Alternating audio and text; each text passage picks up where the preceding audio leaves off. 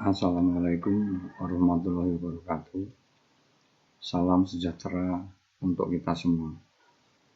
Rekan-rekan mahasiswa, selamat bertemu kembali dengan mata kuliah PPKN, Pendidikan Pancasila dan Kewarganegaraan untuk pertemuan yang kedua. Sebelum ke materi, kita bahas diskusi kita pada pertemuan pertama yang kemarin. Di situ ada dua pertanyaan.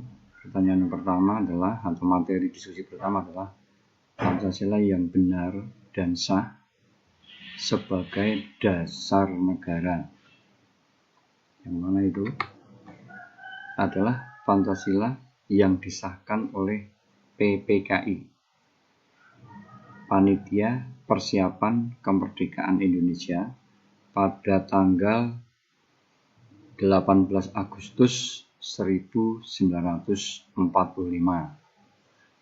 dan tercantum dalam pembukaan Undang-Undang Dasar 1945. Dan yang kedua adalah Pancasila yang diundangkan dalam Berita Republik Indonesia tahun kedua nomor 7 bersama-sama dengan batang tubuh Undang-Undang Dasar 1945. Diundangkan di Berita Republik Indonesia itu pada tanggal 15 Februari 1946. Jadi begitu tahun 18 Agustus tahun 1945 itu disahkan oleh PPKI, maka setahun berikutnya diundangkan dalam Berita Republik Indonesia tahun kedua nomor 7 pada tanggal 15 Februari 1946. Adapun teks Pancasila adalah seperti ini. Pancasila: 1. Ketuhanan yang Maha Esa. 2. Kemanusiaan yang adil dan beradab. 3. Persatuan Indonesia. 4. Kerakyatan yang dipimpin oleh hikmat kebijaksanaan dalam permusyawaratan perwakilan. 5. Keadilan sosial bagi seluruh rakyat Indonesia. Itulah teks Pancasila.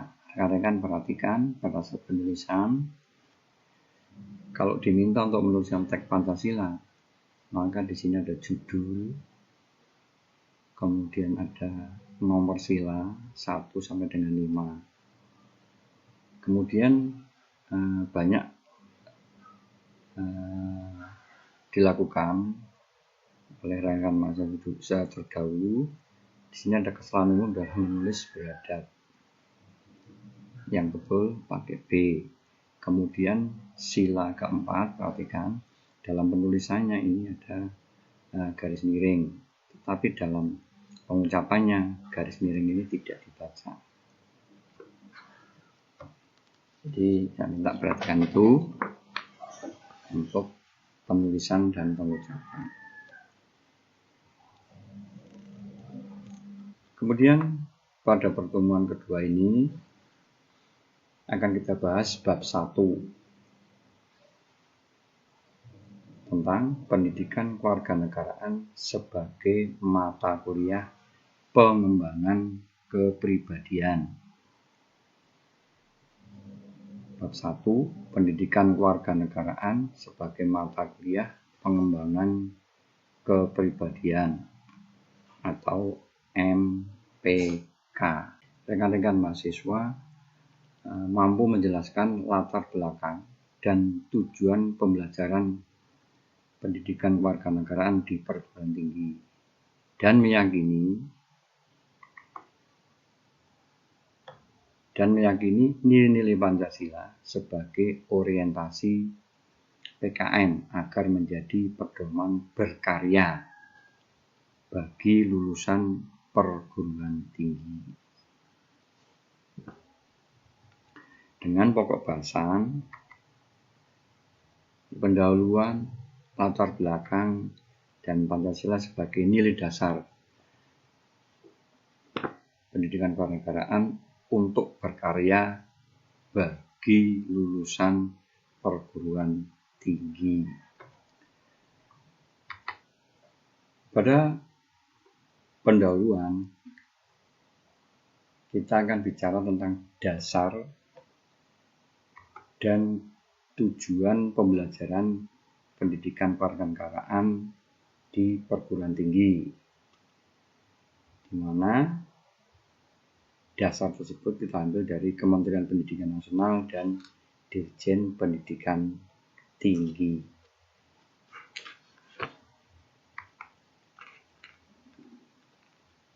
Dasar pembelajaran Pancasila dan pendidikan kewarganegaraan di perguruan tinggi dari Kementerian Pendidikan Nasional ada sebuah keputusan nomor 232/U/2000 tentang pedoman penyusunan kurikulum pendidikan tinggi dan penilaian hasil belajar mahasiswa. Di sini menetapkan bahwa pendidikan agama, pendidikan Pancasila, dan pendidikan kewarganegaraan merupakan kelompok mata kuliah pengembangan kepribadian yang wajib dikelola, yang wajib diberikan dalam kurikulum setiap program studi atau kelompok program studi. Kemudian ada keputusan kedua dari Kementerian Pendidikan Nasional nomor 045/U/2002 tentang kurikulum inti pendidikan tinggi. Di sini ditetapkan bahwa penyusunan kurikulum inti untuk setiap program studi pada program sarjana, program pascasarjana, dan program diploma berpedoman pada Keputusan Menteri Pendidikan Nasional nomor 232/U/2000 tentang pedoman penyusunan kurikulum pendidikan tinggi dan penilaian hasil belajar mahasiswa. Jadi pedomannya adalah pedoman Kap Mendiknas yang di atas tadi.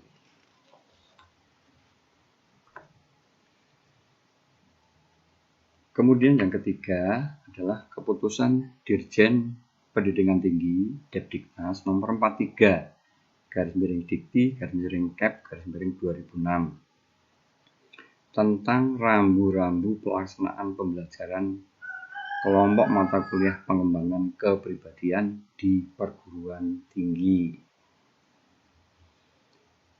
Di sini ditetapkan status dan beban studi kelompok mata kuliah pengembangan kepribadian, bahwasanya beban studi untuk mata kuliah pendidikan agama,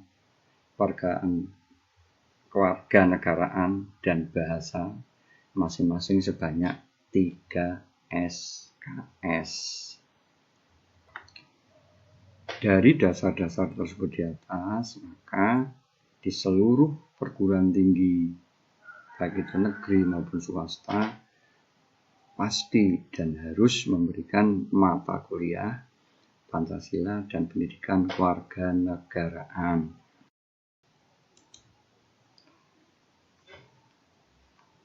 Mata kuliah Pancasila dan pendidikan kewarganegaraan ini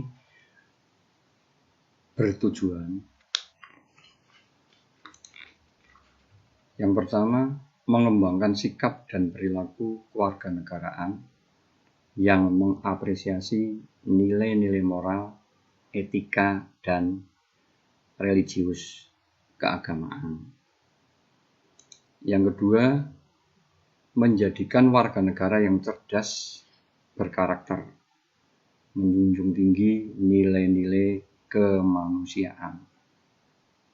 Yang ketiga, menumbuh kembangkan jiwa dan semangat nasionalisme dan rasa cinta tanah air. Berikutnya, mengembangkan sikap demokratik, berkeadaban, dan bertanggung jawab, serta mengembangkan kemampuan kompetitif bangsa di era globalisasi. Dan yang terakhir, menumbuhkan sikap menjunjung tinggi nilai-nilai keadilan.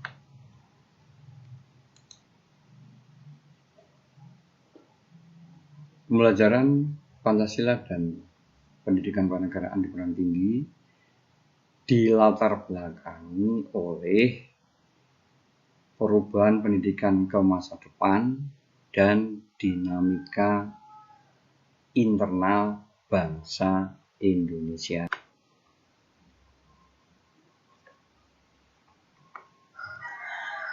Latar belakang yang utama yaitu perubahan pendidikan ke masa depan.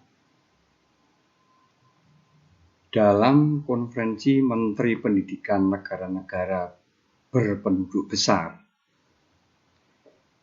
di New Delhi pada tahun 1996 menyepakati bahwa pendidikan abad ke-21 harus berperan aktif dalam beberapa hal. Antara lain, mempersiapkan pribadi sebagai warga negara dan anggota masyarakat yang bertanggung jawab. Yang kedua, menanamkan dasar pembangunan berkelanjutan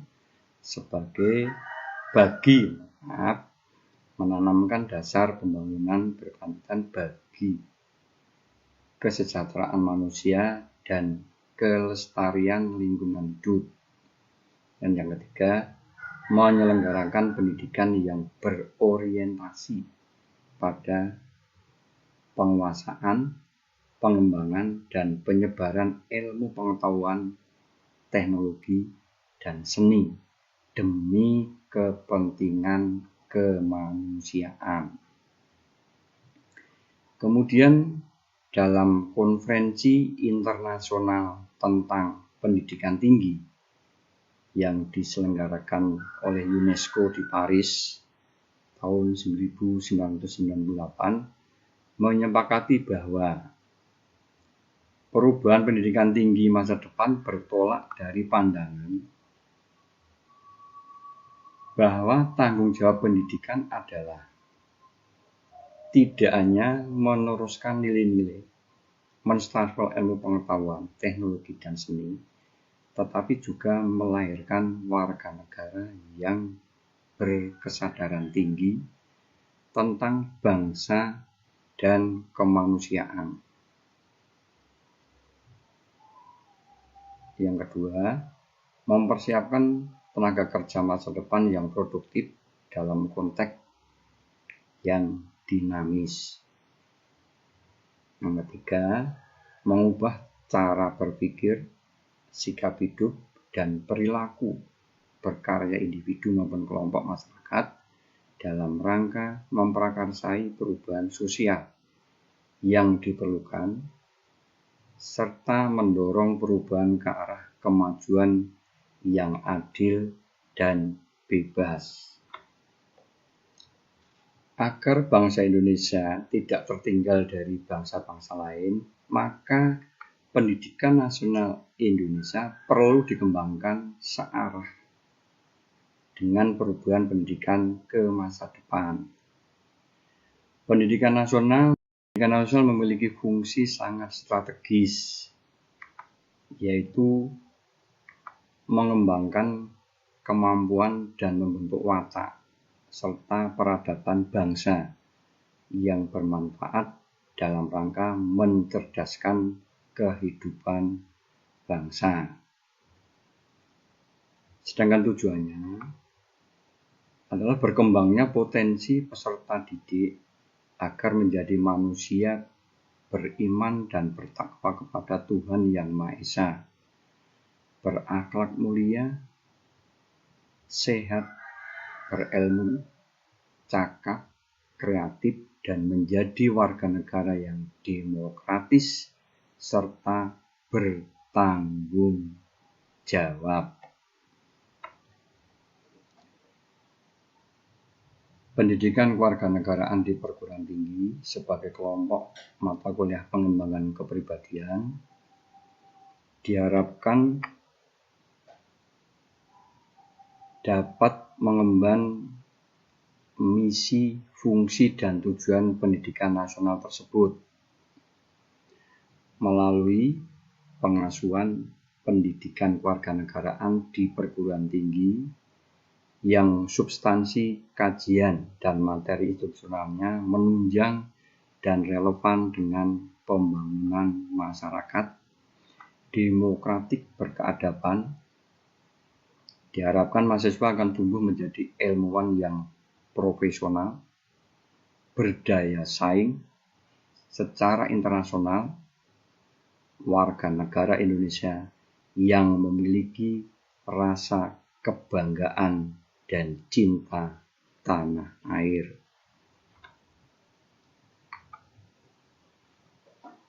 Kemudian latar belakang kedua yaitu dinamika internal bangsa Indonesia. Kita ketahui bahwa dalam kurun dasawarsa terakhir ini Indonesia mengalami percepatan perubahan yang luar biasa. Misalnya loncatan demokratisasi, transparansi yang hampir membuat tidak ada lagi batas kerahasiaan di negara kita. Bahkan untuk hal-hal yang seharusnya dirahasiakan. Liberalisasi bersamaan dengan demokratisasi di bidang politik melahirkan sistem multipartai yang cenderung tidak efektif. Pemilihan presiden, wakil presiden, dan pilkada secara langsung yang belum diimbangi kesiapan mental elit politik dan masyarakat yang kondusif bagi terciptanya demokrasi yang bermartabat. Kekuasaan dan kewenangan dari suatu lembaga seringkali disalahgunakan sebagai ajang manuver kekuatan politik yang berdampak timbulnya ketegangan-ketegangan suasana politik nasional dan hubungan antar lembaga yang dapat memicu chaos. Situasi lain yang saat ini muncul yaitu melemahnya komitmen masyarakat terhadap nilai-nilai dasar yang telah lama menjadi prinsip dan bahkan sebagai pandangan hidup, mengakibatkan sistem filosofi bangsa menjadi rapuh. Ada dua faktor penyebabnya, yaitu faktor eksternal dan faktor internal. Faktor eksternal berupa pengaruh globalisasi yang disemangati liberalisme mendorong lahirnya sistem kapitalisme di bidang ekonomi dan demokrasi liberal di bidang politik. Dalam prakteknya, kapitalisme dan demokrasi liberal yang disponsor oleh negara-negara maju seperti Amerika mampu menggeser tatanan dunia lama yang lokal regional menjadi tatanan dunia baru yang bersifat global. Bahkan mampu menyusup dan mempengaruhi tatanan nilai kehidupan internal setiap bangsa di dunia. Tarik ulur yang memicu ketegangan saat ini sedang terjadi dalam internal setiap bangsa antara keinginan untuk mempertahankan sistem nilai sendiri yang menjadi identitas bangsa dengan adanya kekuatan nilai-nilai asing yang telah dikemas melalui teknologinya mampu menggeser nilai-nilai dasar yang wujud kristalisasinya berupa Pancasila. Adapun faktor internal, yaitu bersumber dari internal bangsa Indonesia sendiri. Kenyataan seperti ini muncul dari kesalahan sebagian masyarakat dalam memahami Pancasila. Banyak kalangan masyarakat memandang Pancasila tidak dapat mengatasi masalah krisis.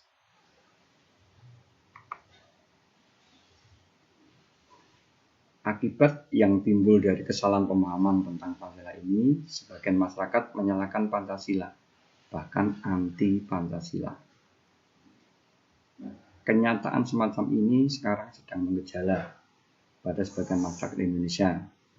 Kesalahan pemahaman ini menjadikan masyarakat telah kehilangan sumber dan sarana orientasi nilai. Disorientasi nilai dan distorsi nasionalisme di kalangan masyarakat Indonesia di masa ini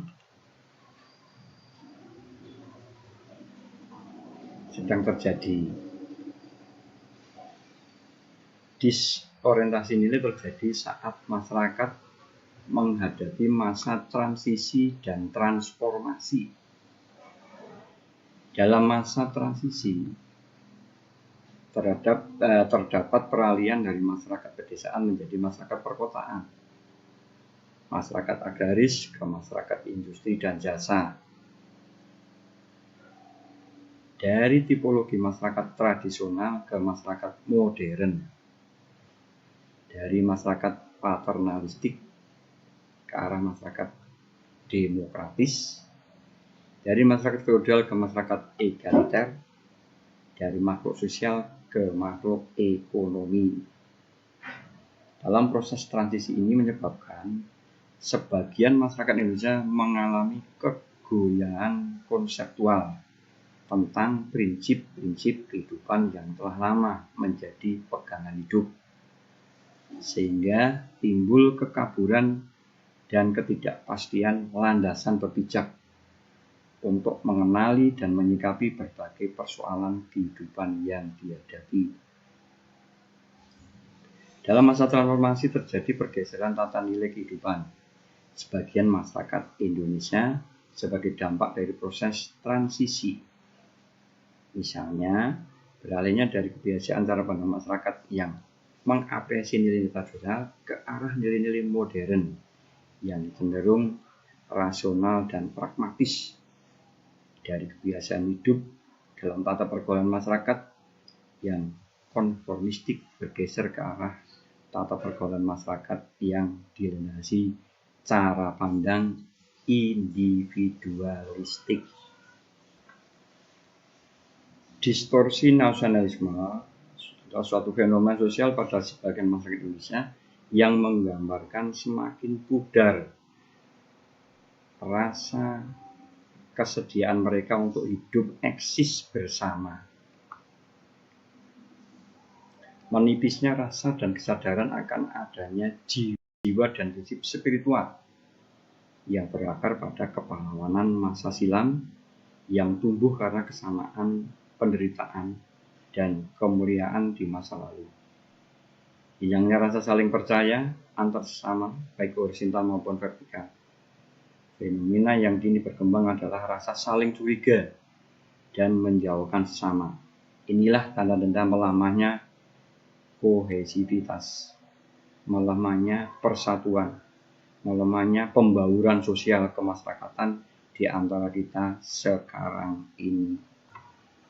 Itulah tadi latar belakang perlunya pembelajaran Pancasila dan pendidikan kewarganegaraan. Apakah rekan-rekan merasakan hal-hal tersebut di atas? Kalau kita mau sedikit peka, maka hal tersebut sangat kita rasakan sekarang ini, bahkan sangat dekat dengan kehidupan kita.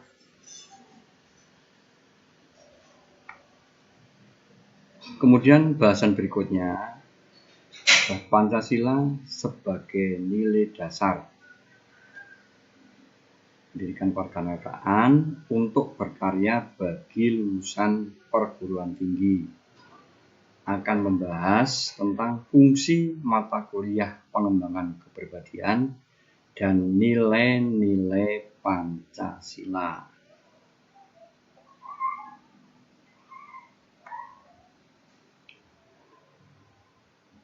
Program pembelajaran mata kuliah pengembangan kepribadian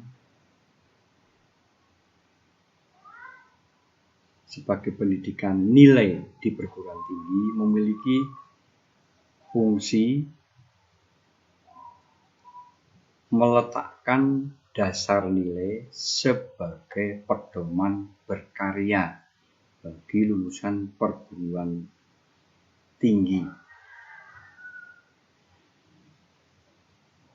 Pendidikan kewarganegaraan sebagai mata kuliah pendidikan pengembangan pendidikan kepribadian diarahkan mampu mengemban misi tersebut.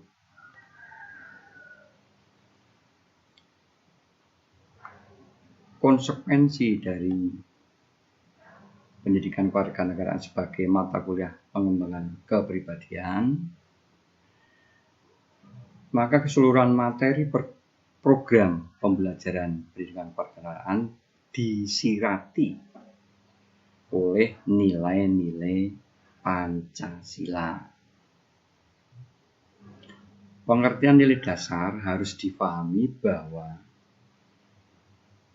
nilai-nilai Pancasila harus dijadikan sebagai pedoman dan sumber orientasi pengembangan kekaryaan setiap lulusan perguruan tinggi.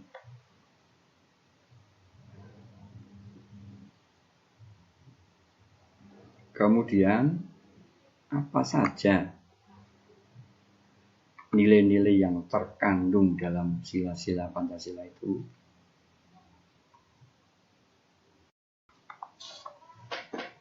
Sekarang kita bahas tentang nilai-nilai yang terkandung dalam sila-sila Pancasila serta peran nilai-nilai tersebut dalam kehidupan. Sila pertama, ketuhanan yang Maha Esa, mengandung nilai ketuhanan, mengandung nilai religius. Dalam nilai ketuhanan tersebut tercakup atau terkandung nilai keyakinan dan ketakwaan.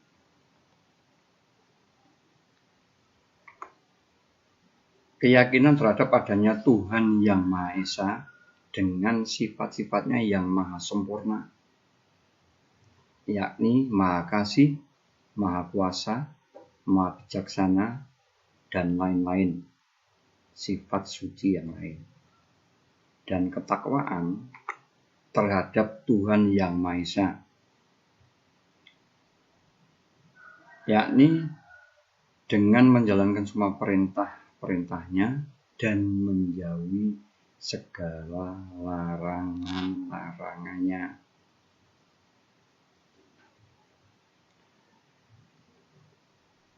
Nilai keyakinan dan ketakwaan melengkapi ilmu pengetahuan, menciptakan perimbangan antara yang rasional dan irasional, antara rasa dan akal. Di dalam kehidupan ini ada hal-hal yang langsung dapat dilihat dan dinilai dengan akal. Tetapi ada juga hal-hal yang harus dinilai dan dilihat dengan rasa, dengan hati, dan dengan perasaan. Sila ini, ketuhanan yang Maha Esa, menempatkan manusia di alam sebagai bagiannya sebagai bagian dari alam itu. Manusia bukan pusatnya. Di alam ini manusia sama dengan makhluk ciptaan Tuhan yang lain. Manusia adalah salah satu bagian dari banyak bagian yang saling melengkapi dalam mengisi alam ini. Faham ini atau nilai ketuhanan ini yang terkandung dalam sila ketuhanan yang Maha Esa tidak memberikan ruang bagi paham ateisme, tidak memberi ruang bagi paham fundamentalisme dan ekstremisme keagamaan, serta sekularisme keilmuan. Kemudian nilai-nilai yang terkandung pada sila kedua, kemanusiaan yang adil dan beradab, adalah nilai kemanusiaan dengan pengakuan terhadap adanya martabat manusia, perlakuan yang adil terhadap sesama manusia, dan pengertian manusia yang beradab, memiliki cipta, rasa, karsa, dan keyakinan. Inilah yang membedakan antara manusia dengan makhluk yang lain, terutama hewan. Kita harus mengakui bahwa setiap manusia, siapapun dan apapun status mereka, semua memiliki harga diri. Untuk itu, selanjutnya kita harus memperlakukan secara adil sesuai dengan hak dan kewajiban mereka. Dan karena kita manusia adalah makhluk yang mempunyai hati, perasaan, yang antara lain bisa membedakan dan merasakan baik dan tidak baik, mempunyai kehendak untuk berbuat sesuatu, dan pikiran untuk mengadakan sesuatu yang baru, atau angan-angan yang kreatif. Dan karena kita juga mempunyai keyakinan terhadap adanya Tuhan dan ajarannya, maka semestinya kita manusia akan berperilaku dengan penuh kesopanan dan bijak. Nilai kemanusiaan ini memberikan arah dan mengendalikan ilmu pengetahuan. Pengembangan ilmu pengetahuan harus didasarkan pada tujuan awal ditemukannya ilmu atau fungsinya semula, yaitu untuk mencerdaskan, mensejahterakan, dan memartabatkan manusia. Ilmu tidak hanya untuk kelompok lapisan tertentu.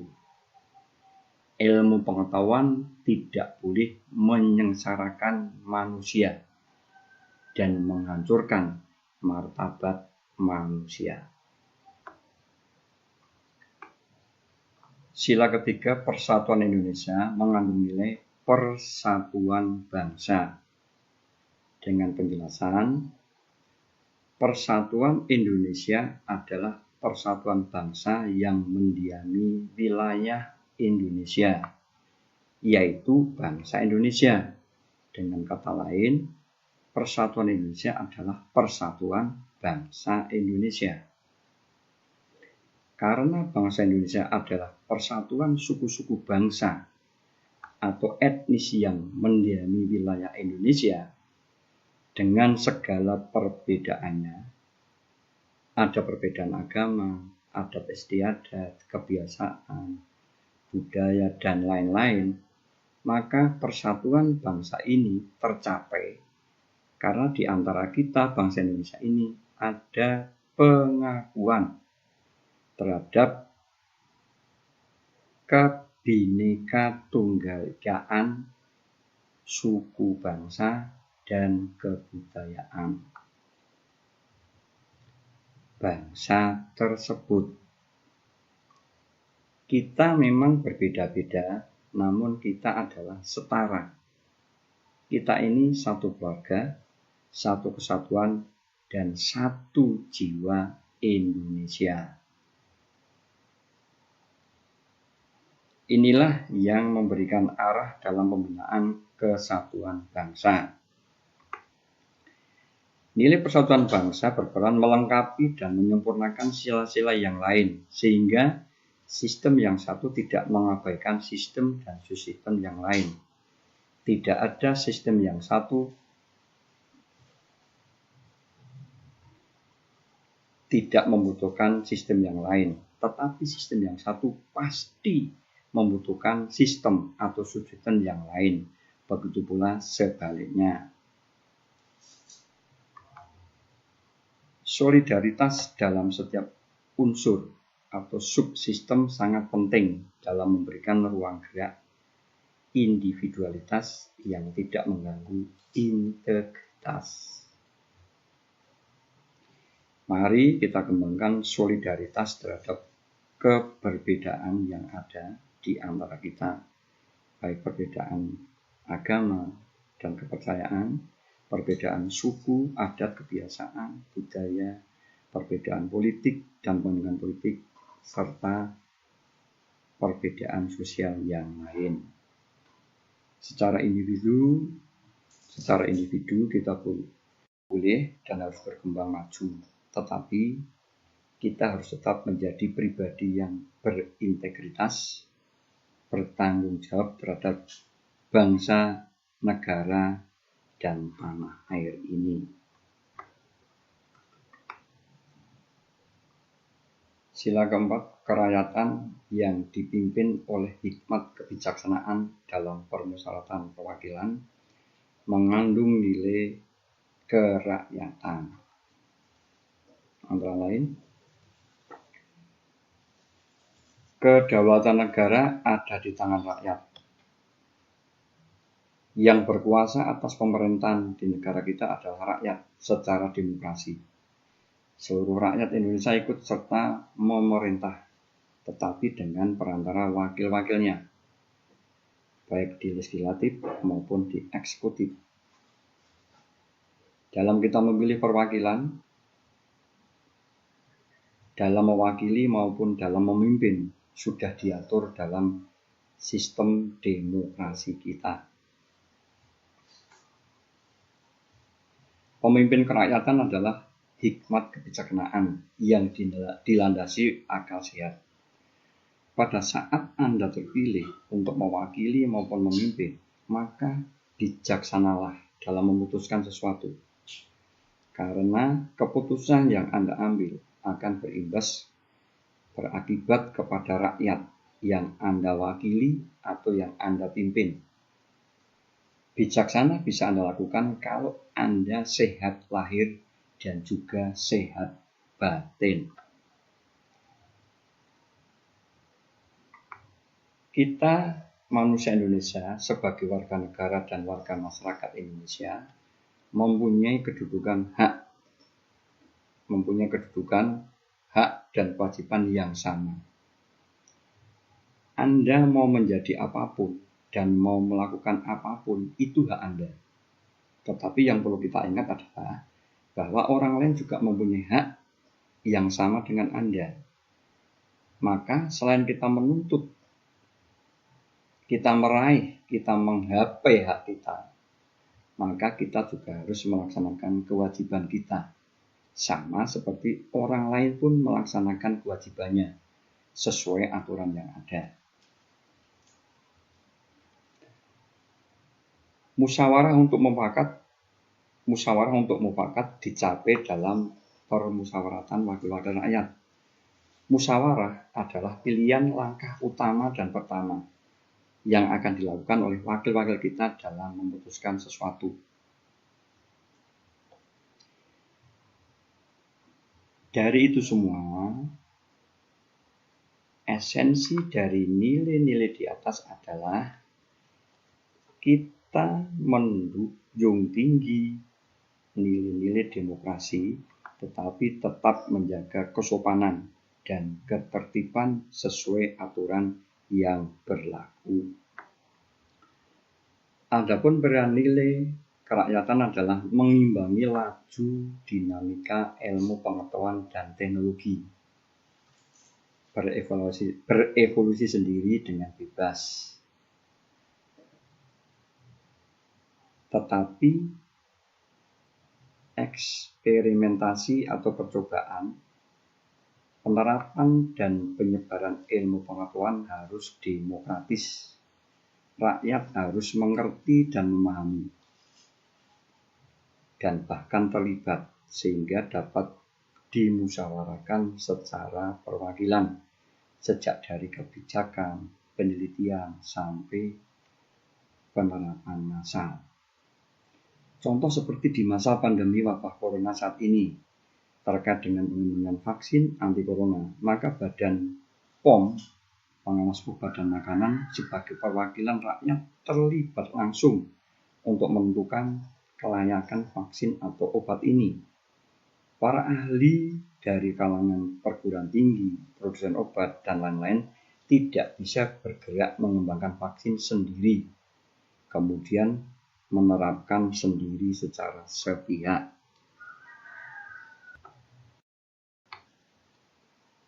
Sila kelima, keadilan sosial bagi seluruh rakyat Indonesia, terkandung nilai keadilan sosial. Antara lain, hasil, wujud, rasa keadilan dalam bidang-bidang ideologi, politik, ekonomi, kebudayaan, dan pertahanan keamanan nasional harus dirasakan dan merupakan hak seluruh rakyat Indonesia. Anda sebagai rakyat mempunyai hak untuk merasakan dan mendapatkan keadilan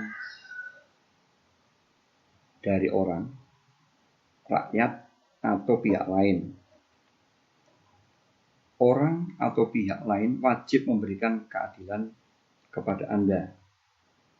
Tetapi orang, rakyat yang lain juga mempunyai hak yang sama dengan Anda.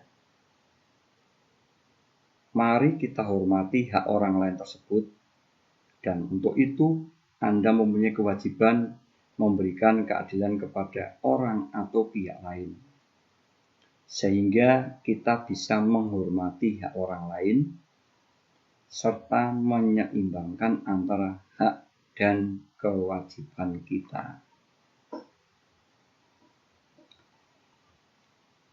Kemudian ukuran makmur itu dinamis dan selalu meningkat.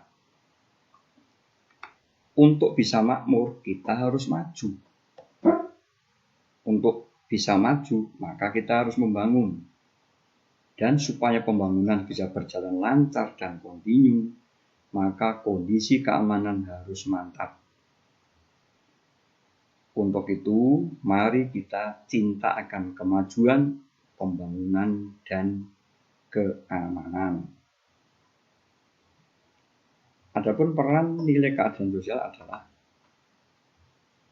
menjaga keseimbangan antara kepentingan individu dan masyarakat. Individu orang per orang tidak bisa menuntut untuk dilayani tercukupi kepentingannya secara individu, tapi kemudian mengabaikan kepentingan masyarakat. Begitu juga masyarakat juga tidak bisa mengabaikan kepentingan masing-masing individu. Jadi dua kepentingan ini harus seimbang. Itu tadi nilai-nilai yang terkandung dalam setiap sila Pancasila serta peran nilai-nilai tersebut dalam kehidupan kita. Kemudian kita sampai pada bagian akhir dari pertemuan kita kali ini adalah diskusi. Diskusi dengan materi yang masih terkait Pancasila, yaitu nilai-nilai Pancasila. Untuk ketentuan diskusi masih sama.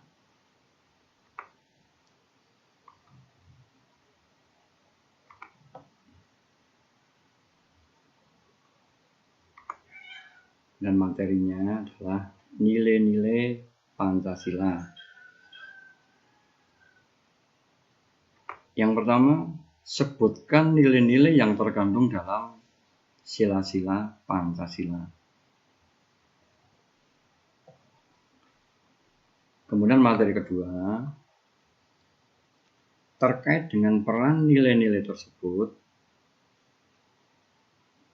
menurut Anda, mengapa nilai-nilai Pancasila harus dijadikan sebagai pedoman dan sumber orientasi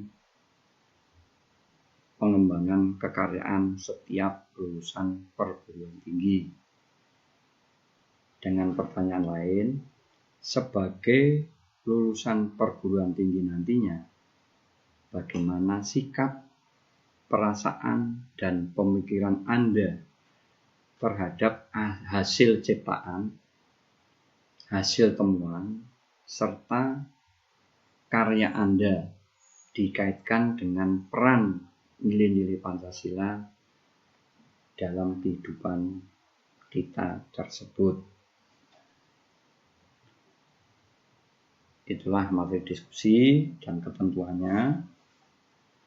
Kemudian selamat berdiskusi. Jangan lupa mengumpulkan tepat waktu tulisannya yang bisa dibaca. Cukup sekian. Mohon maaf kalau videonya tetap kurang lancar. Mudah-mudahan selalu bisa saya perbaiki. Sekali lagi, terima kasih. Wassalamualaikum warahmatullahi wabarakatuh.